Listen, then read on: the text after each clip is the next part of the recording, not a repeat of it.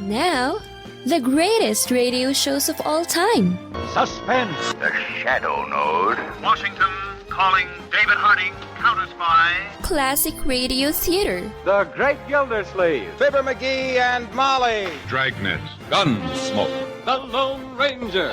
Now, step back into a time machine with your host, Wyatt Cox. Good evening, friends of the Inner Sanctum. We start off with Action and Espionage, an episode of Dangerous Assignment starring Brian Donlevy, going back to March 4th, 1953, as Steve Mitchell travels to Germany.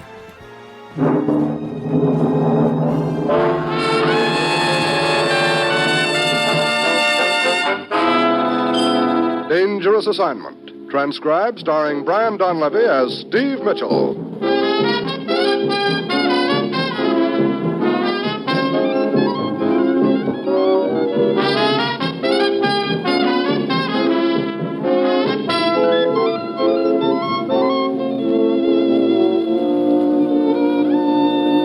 Yeah, danger is my assignment. I get sent to a lot of places I can't even pronounce. They all spell the same thing, though, trouble. But when I walk into the commissioner's office, I don't realize that this assignment's going to show me that sometimes the witness is harder to find than the killer.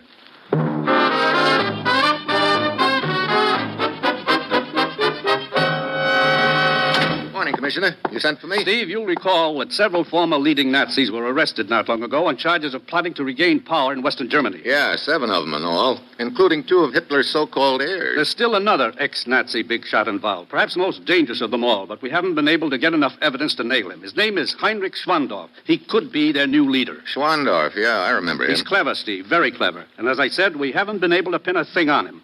But we've been digging into his past. Anything we can use? We think so. An American intelligence officer was murdered in Berlin in 1947. The crime was never solved, but we've never stopped working on it. To date, the evidence on hand seems to point to Schwandorf as the killer. But we can't prove that either, huh? We might prove it if we could locate a man named Peter Metnick. He was witness to the murder. Gave us a fair description of the killer. And it adds up to Schwandorf? The description fits him, yes. Unfortunately, it fits a lot of other people. Which means we have to bring Metnick face to face with Schwandorf. It won't be easy finding Peter Metnick, Steve. Displaced person. We've lost track of him. I've already contacted the International Tracing Service in Germany.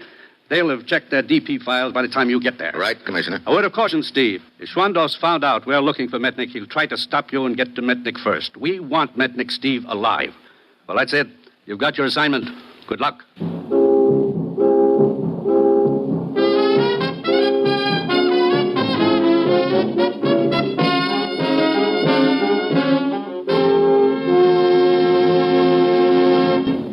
The National Broadcasting Company is presenting Dangerous Assignment, starring Brian Donlevy in the role of Steve Mitchell, colorful, two-fisted government agent. At all those places of the world where danger and intrigue walk hand in hand, there you will find Steve Mitchell on another Dangerous Assignment.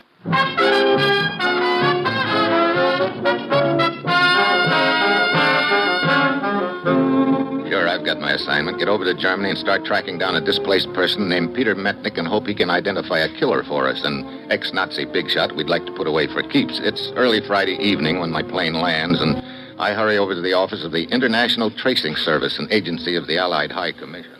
Yes, Mr. Mitchell, here's a record of the man you're seeking. Not much information, I'm afraid. Still... Well, let's have it anyway, Mr. Vogel.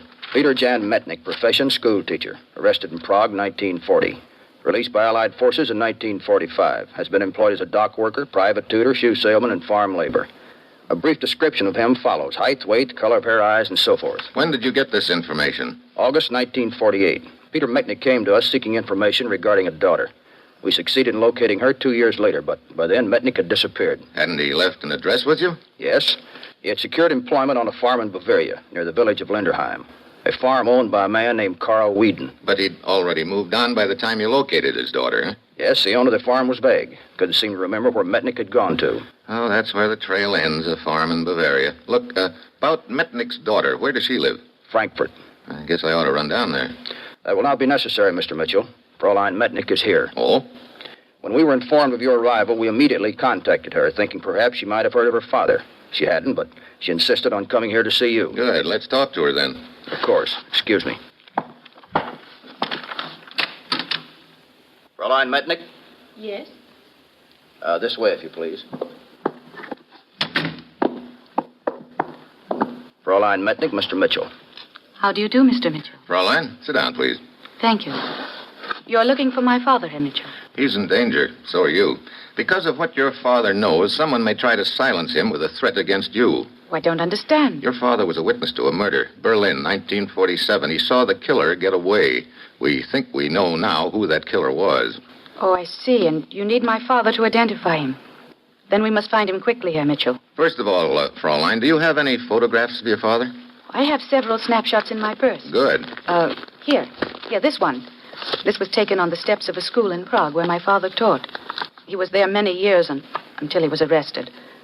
That was the last time my mother and I saw him. Ever hear from him after that? Oh, there were a few letters, yes. The last one came shortly before his escape from Buchenwald. I'll want to know all there is to know about your father, his friends, his habits, hobbies, if any. Even the kind of tobacco he smoked. Yeah. Must be something in his past that'll give us a clue as to where he went after he left that farm in Bavaria.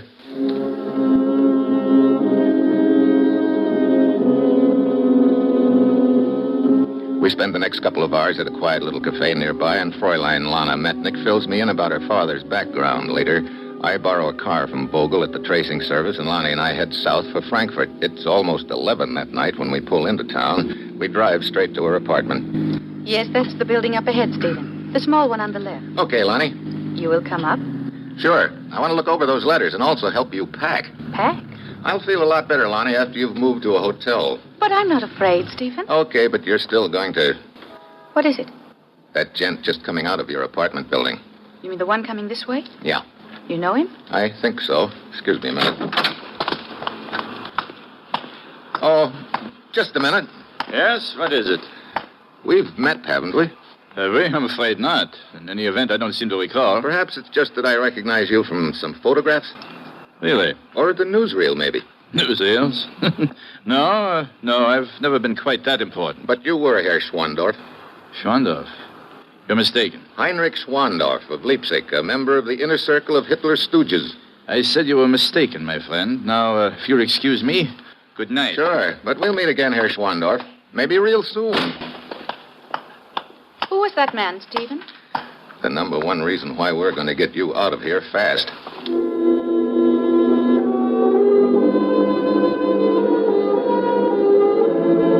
Upstairs in Lonnie's apartment, I read over her father's letters while she packs a suitcase. 10 minutes later, I drive her to a hotel and leave her with the promise that I'll contact her as soon as I get word of Peter Metnick. Then I put in a call to the local law and ask them to find Schwandorf, and if they can, keep an eye on him. Also, keep an eye on Lonnie. An hour later, I'm wheeling my sedan toward the village of Linderheim in Bavaria. Then, as I hit a bumpy stretch of road, I hear something.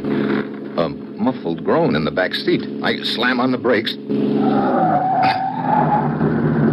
I reach back and jerk the auto robe off the floor. Hello, Stephen. Lonnie, look, what's the idea? Oh, please, don't be angry with me. I had to do this. I had to come along with you, Stephen. Oh, great. I knew you'd refuse if I asked you, so I... So you stowed away under that auto robe while I was making that phone call. Did you enjoy the trip? No, not very. That bump you hit back there, I hit my knee. Here, you see? Yeah. Oh, you're angry with me. No, I guess not. Well, I just had to come with you. I'm so worried about my father and... Okay. No point in taking you back to Frankfurt now. We'll mush on to Linderheim.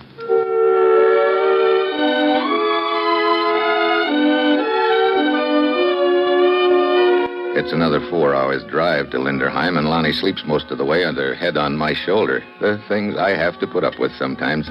The sun is coming up just as we pull into a small farm nestled high in the Bavarian Alps. I get out to stretch my legs as a tall blonde gent comes around the barn herding several dairy cows ahead of him.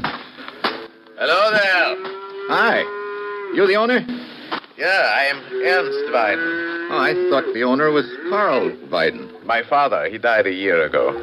What can I do for you? I'd like some information about a man who worked here sometime in 1948. A man named Metnick. Metnick? Peter Metnick, but of course. The little school teacher. Fine man, I was very fond of him. Herr Metnick and his friend left us in the early part of 1949, I believe. His friend? Yeah, another school teacher. Professor, this one. Came here early in the year looking for Herr Metnick. They had known one another at Dachau. His name was, Ingolstadt. Professor Hermann Ingolstadt. You said they left together. Where did they go? If I remember correct, Munich. Yeah, through an exchange of letters with some friends, the Professor Engelhardt had secured a position to teach at a boys' school in Munich. Wallenburg, or Fallbrook, or some name, I think it was like that. Stephen, my father went with him. Perhaps in the hope of securing a position at the school as well. Yeah, could be. Well, at least if we could find this Professor Engelhardt, he might know of my father's whereabouts. Herr Weiden, how do we get on the road to Munich? Come, I show you. You can see the road from the rise here. Come.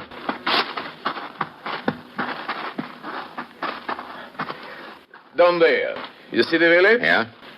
On the left, a road. Yeah, going past the church? Yeah, that is it. You take that road and... Hey! Hey, Lonnie! Lonnie! Oh, great. Your lady friend seems to be in a hurry. She's left you.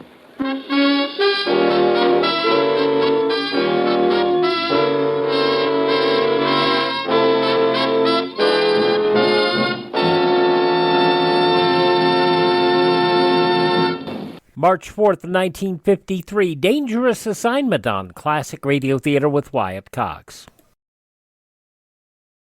Classic Radio Theater with Wyatt Cox, March 4th, 1953, Dangerous Assignment.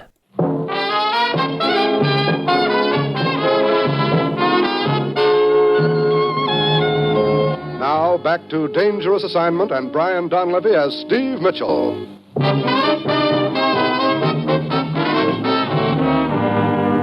She's left you high and dry, Herr Mitchell. She sure has, Ernst. But why would she do a thing like that? That's a good question. Look, I've got to catch her. How far is it into the village? About 3 kilometers. That gives her even more of a head start. Okay. Once I leg it in, is there a police station of some kind? Yeah, a constable. Good. Maybe I can borrow a car and overtake her. You could never overtake her with what you could borrow from the constable. What do you mean? A bicycle? Oh, great. That just about licks me. No, wait a minute. Is there a telephone in the village? Yeah. See you later.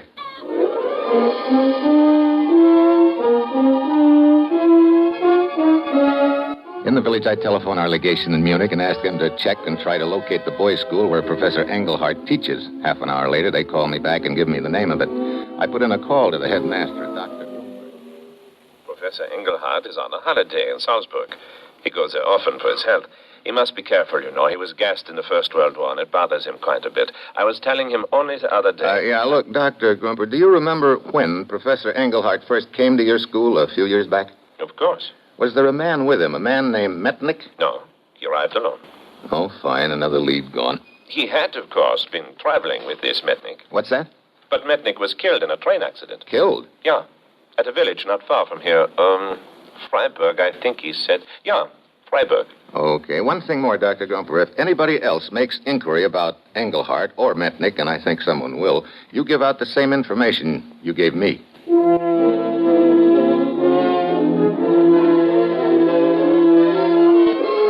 I grab the next train and head for Freiburg. At this point, it looks like I'm cooked on the deal, but I've got to be sure. At Freiburg, I check with the local law, and they let me look through their files. And sure enough, there's a report of Metnich's death. Then, while I'm still looking it over, they usher somebody else into the room.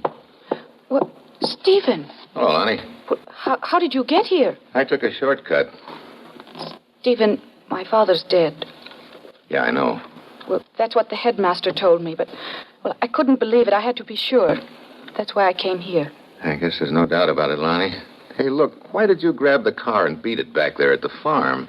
Because I didn't think you were telling me the truth. What do you mean? Well, I thought my father must be in trouble or must have done something. I thought you were after him.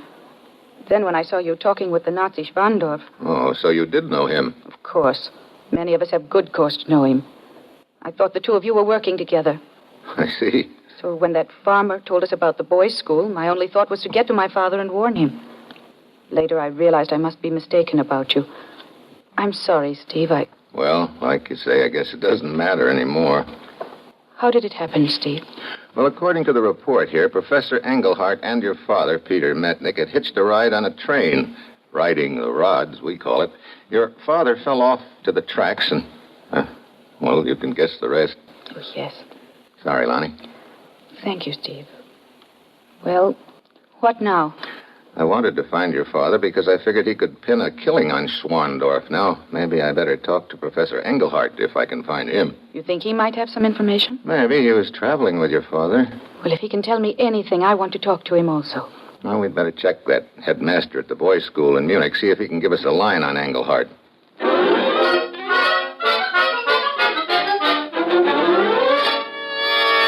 As I told you over the telephone earlier, Herr Mitchell, Professor Engelhardt is in Salzburg. I know, but where in Salzburg, Dr. Grumper? Did he mention any specific hotel or resort there? No, but he usually stays at one of 3 places. I'll write them down for you. You have no trouble finding them when you arrive. Thanks. Here you are. One other thing. I don't know what Engelhardt looks like. You happen to have a picture of him? Picture? Let me see. Yeah. Here's a class picture. Professor Engelhardt with his students. Hey, wait a minute. What is it? Yeah, that's Peter Metnick. My father, Stephen. What are you talking about? This is Professor Engelhardt. No. The real Engelhardt must have died in that accident. Metnick saw a chance to get lost from Schwandorf, so he's been posing as Engelhardt ever since. Well, then he's alive, Stephen. He's alive. Yeah, and in Salzburg. Come on.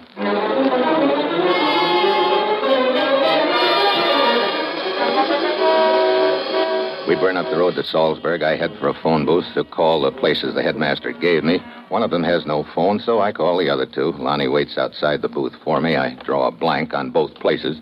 Any luck, Stephen? No, we'd better head for the 3rd place on the list. All right. I casually brush some tiny tobacco flakes off the counter and start to leave the booth. Then I stop. Tobacco. Pipe tobacco. Something registers all of a sudden. What are you waiting for? Just thought of another call I should make. Wait for me in the car. All right. She wanders off. I put through a quick call to my friend Vogel at the Displaced Persons Tracing Service. Mr. Mitchell, I've been trying to get in touch with you. That doesn't surprise me, Vogel. Was it about Lonnie? Yes. You left my office to take her to her apartment. Yeah. She's stowed away in my car. But later I called her apartment and talked to the real Lonnie Metnick. The woman with you is an imposter. I kind of figured that just now. Some flecks of pipe tobacco rang a bell. Pipe tobacco? I don't understand. I'll explain later. Right now I'm fresh out of time.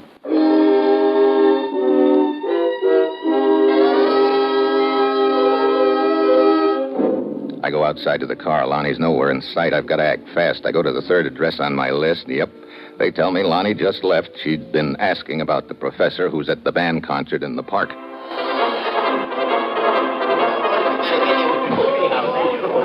The band is tooting away full blast. When I get there, people are milling around. I look for Metnick. Finally, I spot him just leaving the park.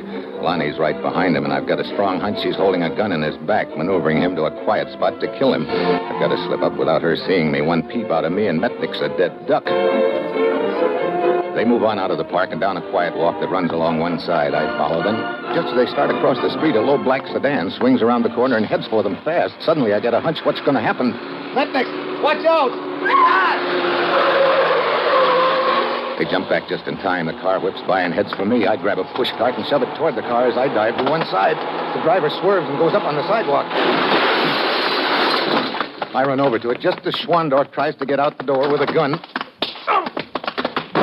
He slumps against the door. I grab his gun and whirl toward Metnick and Lonnie. Then I relax. Metnick's got her gun and is herding her toward me.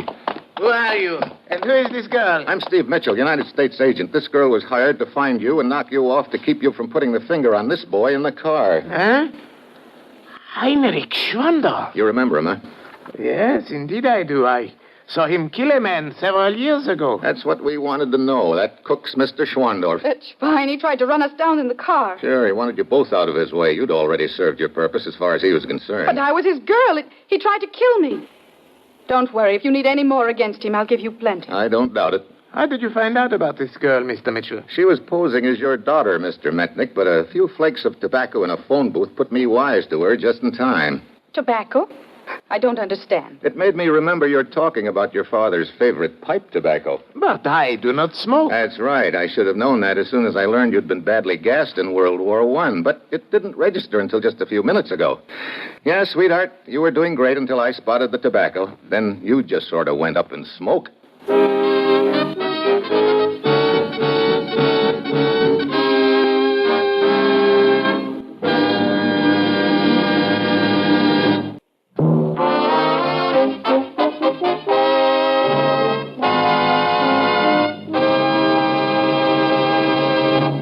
Next week, the Philippines and a phantom ship. And that will be Steve Mitchell's dangerous assignment next week.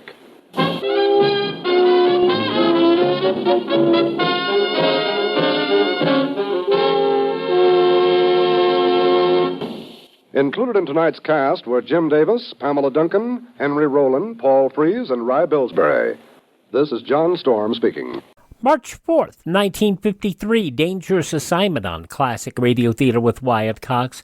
When we continue following these messages, radio's outstanding theater of thrills, Suspense, and The Doom Machine, starring Leon Janney. That's next, following these words from your favorite station.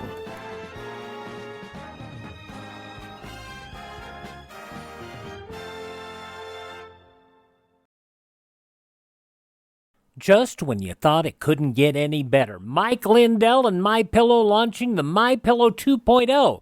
Now, when Mike invented MyPillow, it had everything you could want in a pillow. Now, nearly 20 years later, he's discovered a new technology that makes MyPillow even better. Of course, the patented adjustable fill of the original MyPillow, but now with brand new fabric with a temperature-regulating thread, it's the softest, smoothest, and coolest pillow you'll ever own. Say goodbye to tossing and turning and flipping your pillow over in the middle of the night. And more great news on the MyPillow 2.0 buy one, get one free offer with my promo code Wyatt. MyPillow 2.0 is 100% made in the USA, 10-year warranty, 60-day money-back guarantee. Go to MyPillow.com, click on the radio podcast square to receive the MyPillow 2.0 buy one, get one free offer. Use my promo code Wyatt or call 1-800-928-4715.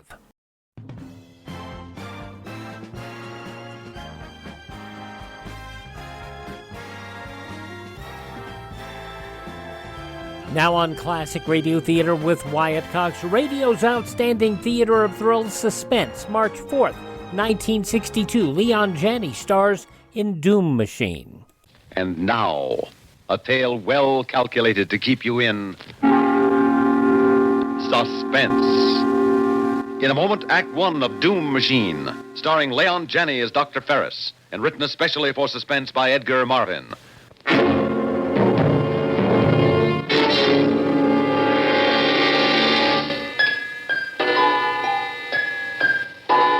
It's 8 o'clock in the morning, in the year 2500.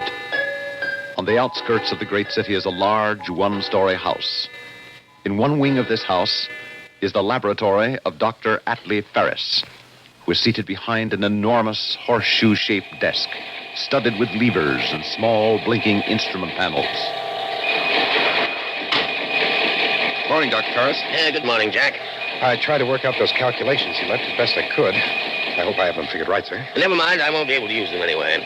I lost the train of thought on that wide pattern we were following. Oh, it's too bad, Dr. Ferris. You were so far advanced on it. Well, I'm only human, Jack. I'm not a machine.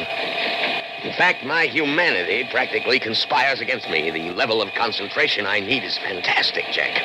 But I'm not pure brain. There are disturbances, distractions, emotional upheavals. That's what life is, Dr. Ferris. We can't avoid that.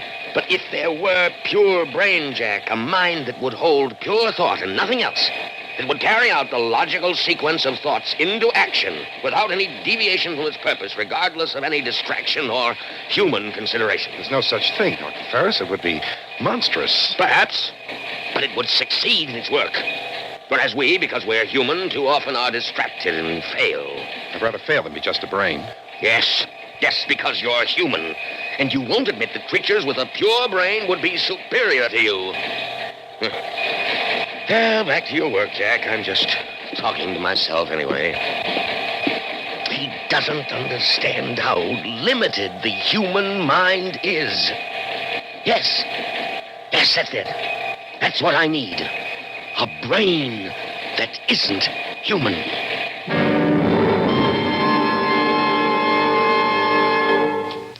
Third audio box entry, July 7th. The first parts for my new project arrived today, and I immediately began assembly. The job was going to be bigger than I expected. My original plans didn't call for motive power, but now I see that everything will be impossible unless there is force of action. Sixth audio box entry, July 20th. Sally is bursting with curiosity. But she knows enough now not to come near my workroom. Perhaps I should prepare her for the fact that we are going to have a guest in the house. 13th audio box entry, August 27th. This is probably the last report I shall make. There is complete mobility, and the concentration chamber has been sealed. Not even I could get it to change a thought once the decision trap is shut. Communicative power is slow, but there is no faltering of expression. The last thing is the will. I shall test that tomorrow. The final test.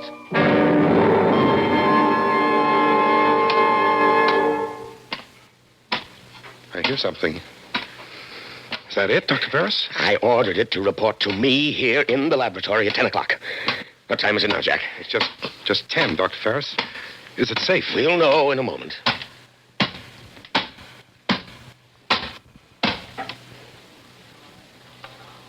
I am here, Master. It's enormous. The most enormous robot I've ever seen. This isn't just a robot. Inside that enormous metal body is the most advanced electronic brain ever devised. Pure brain. Maximum electronic mentality. That's what we'll call him. Max. I could think of other names. The real thing, Jack, is his power of concentration. His will is tied directly to action. He does whatever he decides. Nothing can stop him. Nothing can distract him. His will is as strong as the titanium he's made of. He's perfect, Jack. Perfect. Yes, he's perfect, Dr. Ferris. You've got what you wanted, a brain that isn't human. A thing completely without emotions.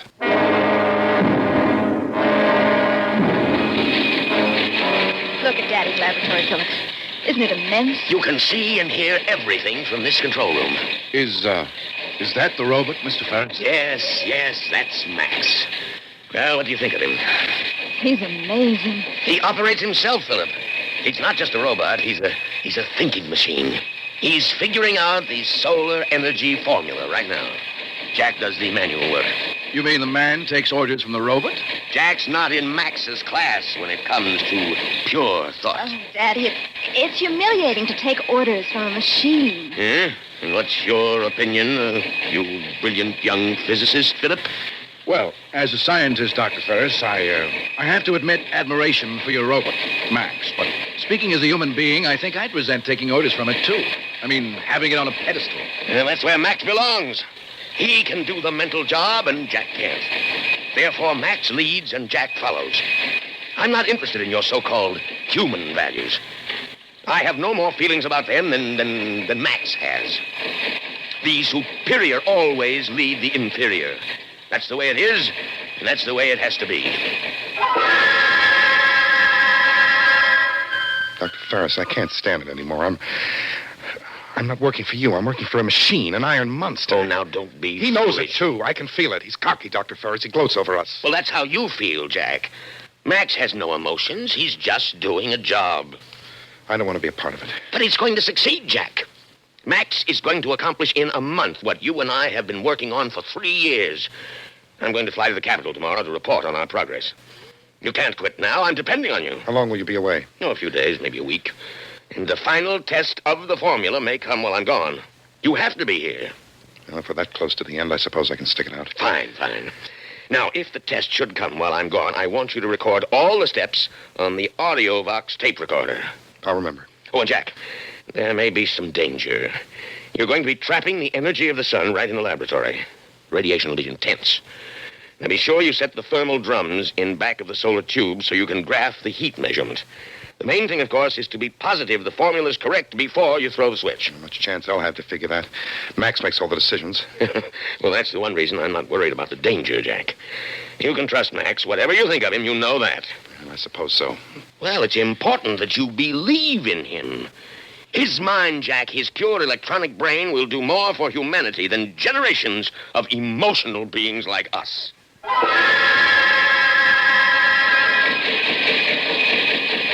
Home 23. Home 23. Omega 15. Omega 15. Thermodyne 2-4. Thermodyne 2-4. Set rheostat control. Set rheostat. Max, that's it. That's the test for solar energy, the final test. Set rheostat control. You sure we're ready for it, Max? Let me look over the formula. Formula is right. Well, at least let me see it. Do now. Now? Is there any reason why we must finish it this afternoon? We've been working all day. I want to look over the formula tonight, tomorrow. Must finish. Must finish. All right. Nothing stops you. Let me turn on the audio box tape recorder so we can record the steps. Not a chance to get anywhere arguing with a machine. Never tired, no emotions, no feelings. After this test, I'm through. Dr. Ferris, I'm walking out. Set rheostat control. Just a minute.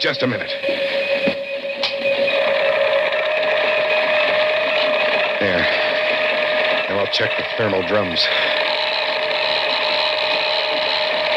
We're graphing. Set thermal panel. Check. Increase. Raise. Thermal 8. Radial flux. Boy, it's hot. We must be tapping the sun. Look at that control panel spin. Thermal 10. Radial flux 8. Thermal 12. Radial flux 9.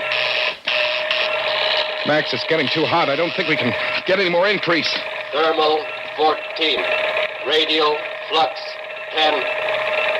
No, Max, it won't work. I see it now. We're absorbing too much heat in the tube. We're not channeling out. Thermal 16. I'm afraid, Max. I'm afraid. Max is shooting heat rays. Max!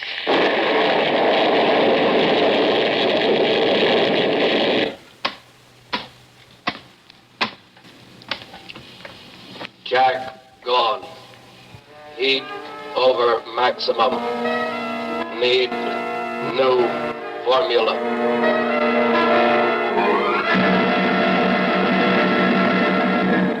March 4th, 1962, Suspense on Classic Radio Theater with Wyatt Cox. Now on Classic Radio Theater with Wyatt Cox, the conclusion of Suspense, Doom Machine, originally broadcast March 4th, 1962. Wonderful, Max, wonderful. It's running on solar energy. With this machine alone, this laboratory model, we could power 100 factories. Heat too high. Yes, I checked the thermal drums. The heat is too high, but we can fix that. Take a little work, but we can do it. You have no idea where Jack is? Jack gone. Yes, you told me that, but where? Well, I suppose he skipped out. He's been threatening that for a long while. Fine time to do it, though. That's human loyalty for you, and he used to say you couldn't be trusted because you had no feelings. Nothing would stop you from finishing a job. No petty human considerations. Check audio box. Yes, good idea, Max. I want to hear the steps in this experiment. Not a chance to get anywhere arguing with a machine. Yes, that's Jack. Never tired, no emotions, no feelings. After this test, I'm through. Dr. Ferris, I'm walking out. Yeah, just as I thought. Good riddance. Set rheostat control. Just a minute. Yeah. I don't want to hear any more of this. Don't worry, Max. I'll get you another assistant. Nobody worthy of you, I'm afraid. Just another human being like Jack. But you'll be able to use his arms anyway, won't you, Max? Yes, Master. Look, Sally, I appreciate the chance to work with your father, but I just couldn't take orders from Max. Philip, I think you're wrong. I really do think that this time you're wrong. Listen, why do you think Jack quit? Besides, your father never liked me, and this is his opportunity to make a fool of me. But Daddy was very disappointed in Jack. This is your chance to make good in his eyes, patch everything up. Oh, I don't know. Besides, the work is so important. You keep telling me yourself how brilliant Daddy is. Yeah, sure, but... When this work is completed, Philip, it will mean all sorts of honors Will you for listen him. for a minute? It can be the making of you as a scientist. Oh, for my sake, take the job. You make it very hard to refuse. Then don't refuse, Philip. I can call Daddy back. All right, darling. For your sake, call him back.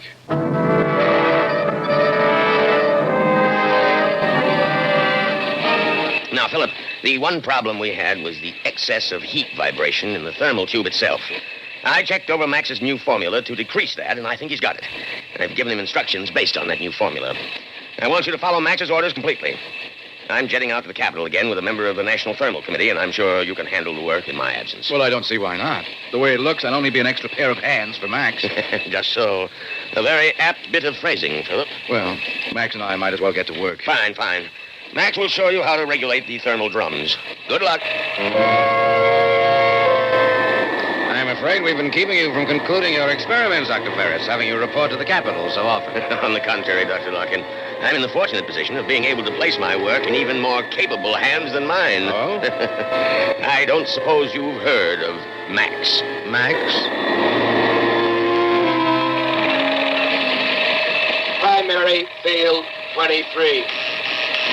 Primary field 23. Secondary field 19. Coil 64. Secondary field 19, coil 64. Circumference 20 degrees.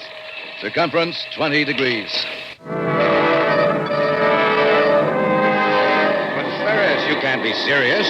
Rain like that is a monstrosity. It's inhuman. Of course it's inhuman. That's the grandeur of it. No feelings, no emotions, nothing to distract it.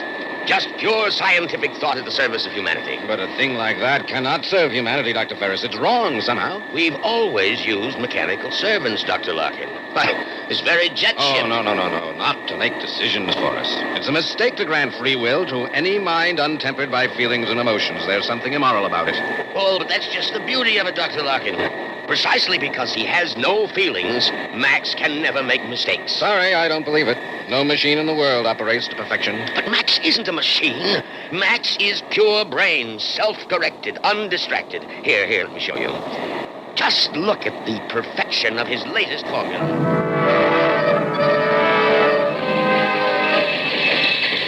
Ohm 22. Ohm 22. Omega 1-4.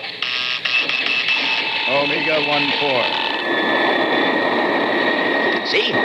So he bases his new rheostat setting on Ohm 22, Omega 1-4. Omega? Why Omega, Dr. Ferris? Isn't that a similar ratio? Good Lord. Good Lord. What's the matter? Oh, no. Larkin, Max has repeated the same mistake. It's as high a ratio as the other. It'll build heat rather than dissipate it. If Philip goes near the thermal control with that formula, he'll be cremated, burnt to an ash. Oh, Dr. Ferris, are you sure? Unfortunately, I'm very sure. That's what happened to Jack. He was... Oh, no. Larkin, I've got to go back. I've got to get back in time. If we don't get there in time, I'll be a murderer, Larkin. You hear? A murderer.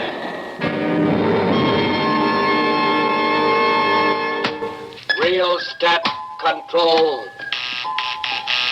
Rheostat control. Thermal panel. Set thermal panel. Well, Max, this is the big one, isn't it?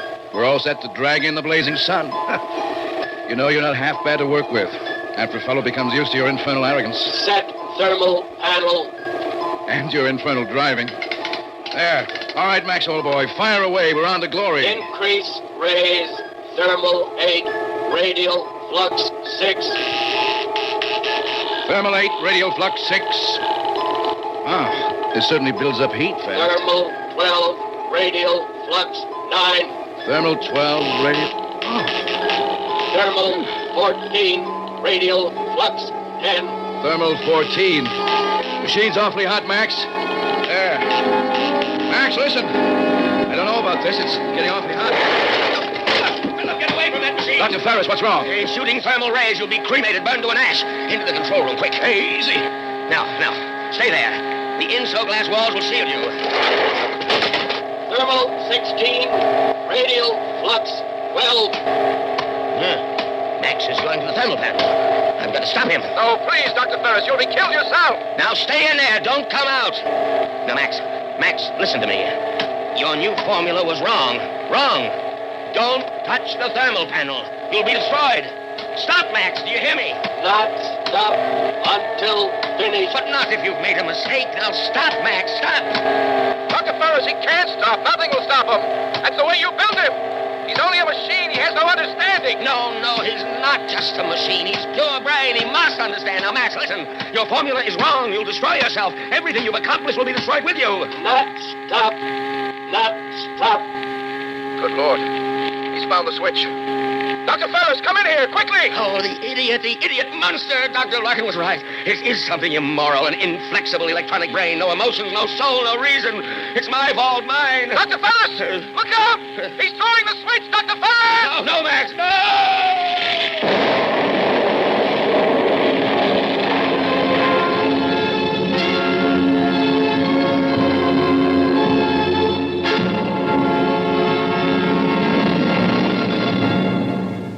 Suspense. You've been listening to Doom Machine, starring Leon Janney as Dr. Ferris, and written especially for Suspense by Edgar Marvin. Suspense is produced and directed by Bruno Zerato Jr., music supervision by Ethel Huber. Featured in tonight's story were Cliff Carpenter, Elaine Rost, Bernard Grant, and Eugene Francis. Listen again next week when we return with Heads You Lose, written by Robert Arthur. Another tale well calculated to keep you in suspense. March 4th, 1962, Suspense on Classic Radio Theater with Wyatt Cox. The New York shows hit a little different because you had a different talent there. Not the Hollywood talent, but you had some people who really knew what they were doing.